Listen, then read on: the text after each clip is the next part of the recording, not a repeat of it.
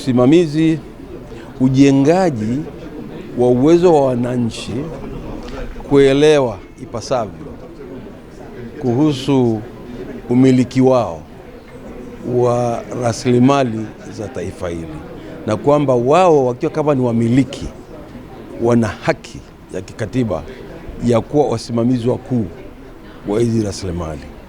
Kuangalia mifumo ya kodi na ufanyaji wa biashara nchini kwetu viwe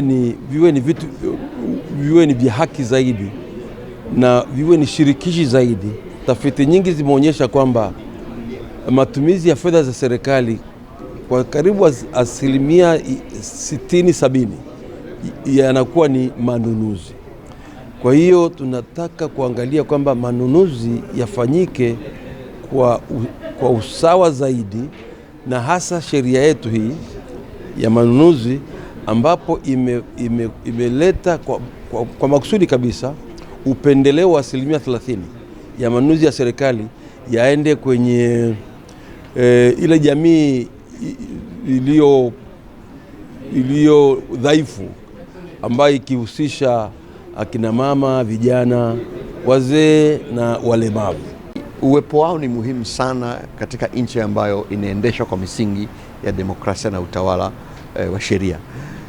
Moja ya majukumu yao ni kukosoa pia. Kukosoa ni sehemu muhimu sana ya majukumu ya taasisi za kiraia, lakini sio tu kukosoa, lakini vile vile kujenga na kuonyesha wanafanya utafiti. Kwa hiyo kupitia tafiti zao wanatusaidia kuonyesha wapi pana udhaifu, wapi tunafanya vizuri, turekebishe wapi, namna gani tupige hatua zaidi. Kwa hiyo uwepo wao ni muhimu sana katika jamii inayojali misingi ya demokrasia, utawala bora na utawala wa sheria, na ndio maana sisi kama serikali taasisi kama hizi tunazikumbatia na kuziwezesha kufanya kazi katika jamii yetu. Na nimewapongeza kwa mchango mkubwa wanaotoa, hususan katika eneo zima la kurahisisha taarifa ambazo kimsingi ni ngumu za CAG kuwafikia wananchi katika lugha rahisi.